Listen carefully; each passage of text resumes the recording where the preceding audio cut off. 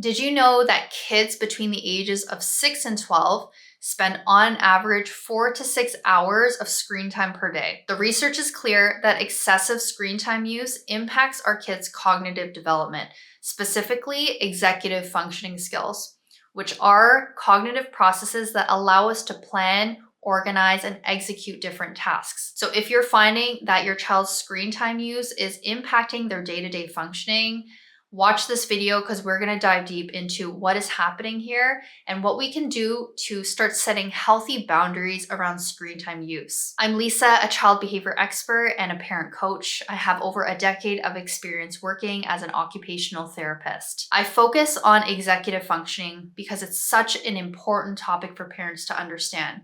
This is what helps your kids to execute everyday tasks. When your child is struggling with this, it impacts their day-to-day life in the relationships they're able to make, in their academic success, and in so much more in managing their day-to-day life, being independent.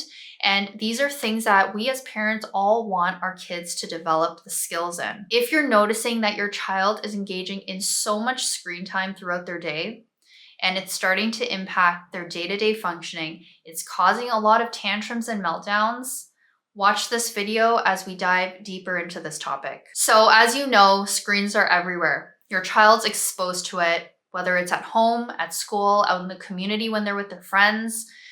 Screens are here to stay. We're in a digital era. And as much as many of us parents wish that we didn't have to deal with this battle with technology, it is here, and it's something that no other parent, other generations have ever had to face. So we're in this new game where we have to figure out how to navigate it. We have to figure out how to navigate what's a healthy balance of screen time use and when to set firm boundaries around it. So you might have a child right now who is really showing such a strong interest in being on their screens. Whenever they're bored, it's the first thing they grab. If they have some free time, they would rather sit on the couch and be playing Roblox or Minecraft rather than going outside to play soccer or to just go for a walk. Now, this can be a very challenging thing to be watching your child be so enamored by this screen. And the hardest thing about it is when your child is so into their games and you're trying to transition them off of it. You're trying to get them to come to the dinner table to eat, to get them to do their homework, or maybe even just a basic thing like going to have a bath, gets them into the state of complete lack of control. They start to scream, maybe they start to really push back, and it becomes this battle that you're facing with them. You feel like you have to literally take that iPad out of their hands and yank it out in order for them to stop. But you also know that that's going to lead into a very big tantrum. So you're kind of trapped in this cycle with them, where you want them to have some fun, play with it. You also kind of don't want them to have all these tantrums. So you're giving them that time to play on it. But then you're also trapped at, how do I get them off of it? Where are these limits, right? It's a very confusing space to navigate. And I don't want you to feel like you're alone in this, because I would say literally every parent is facing this challenge, and there's differing degrees of the challenge when it comes to your individual child. Some kids are a little bit easier to transition off of it and they don't have this high need of being on their device. And then you might have a child who really depends on it, almost to a point of an addiction. And I actually want to get into this a little bit more about, is screen time use and addiction. And there have been studies about this where the amount of dopamine or pleasure hormone that gets transmitted into a person's brain when they're on the screen is almost, or is quite similar to someone who is a drug addict and taking a hit. And so this is very alarming research that we as parents need to collectively be really made aware of, and also take this very seriously, because the last thing that we want is for our kids to get into an addictive pattern with something external like a screen. Let's get into what are the negative effects of screen time use and when it's overused. We've seen that it can heavily impact sleep patterns when our kids get so addicted to being on the screen. They don't want to put it down. It keeps them up at night. It ruins their bedtime routine. And we've also seen kids who sneak the screen into their beds, right? They do the little tent and they're on their screen still playing their games because they just can't put it down. It also causes mood swings. Our kids, when they're so entrapped by what they're doing on the screen and they're told to get off of it, it can send them into states of dysregulation very easily because their minds are so focused on this thing that's giving them so much gratification. The moment they're cut off from that, it makes them feel like they're losing control and they're no longer having that pleasure hormone being sent to their brains. And it becomes so uncomfortable for them that they start to have big mood swings, they lash out, they have long tantrums over it.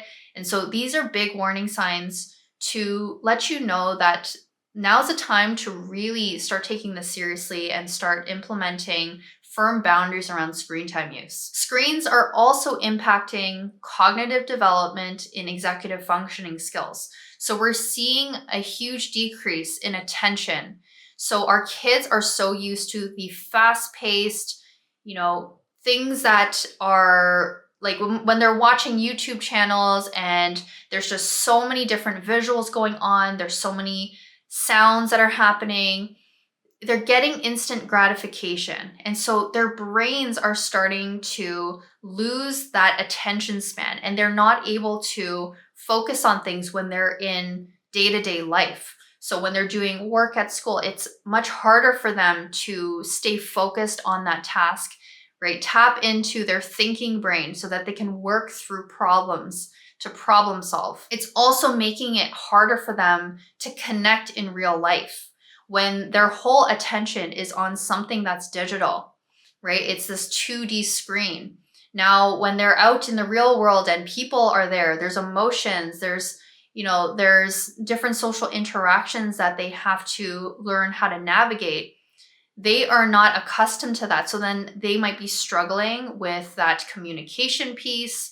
They're struggling with that social emotional connection with people.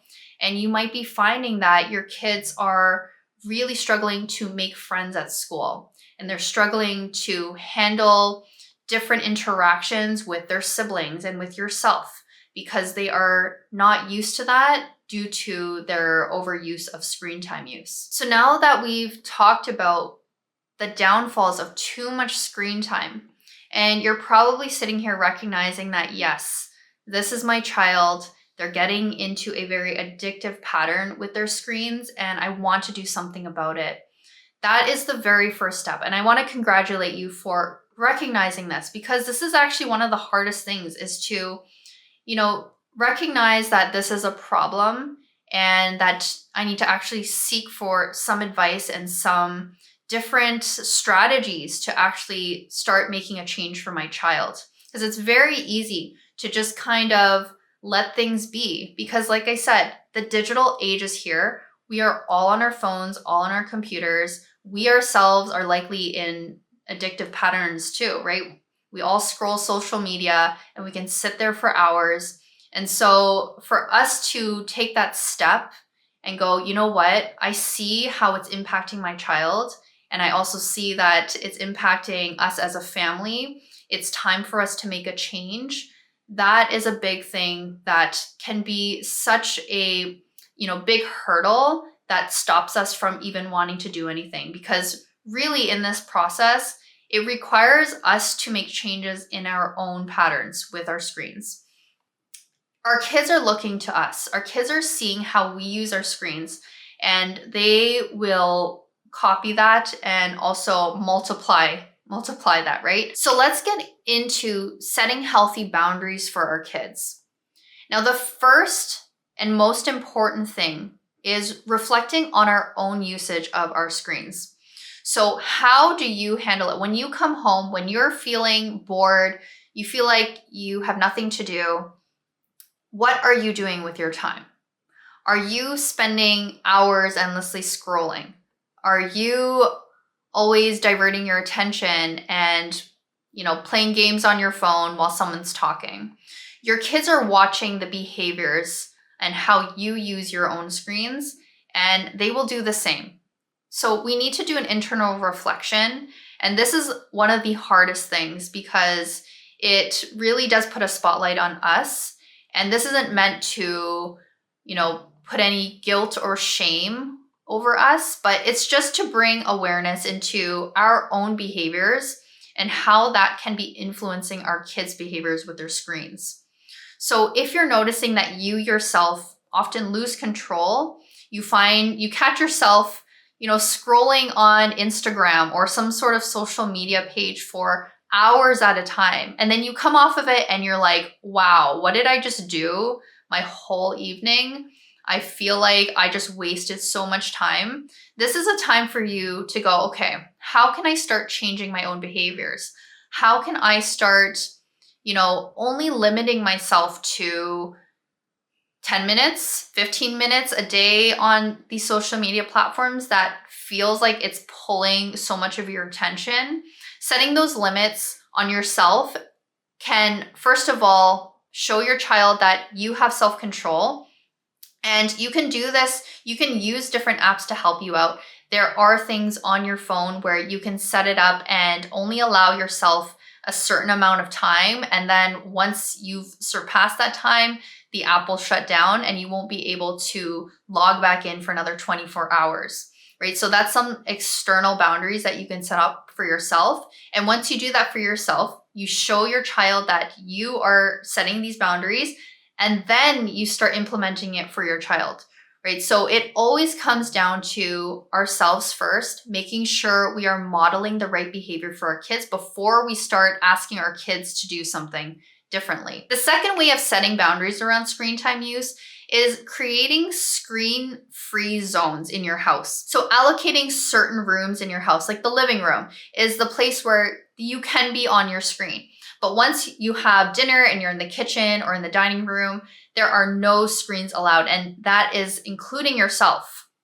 The other thing is making sure you have time limits to it. So by a certain time of the day, everyone is going to put away their phones, put away their laptops, and it's all going to be put on one spot, right? That way you hold each other accountable for the screen usage that you guys are engaging in.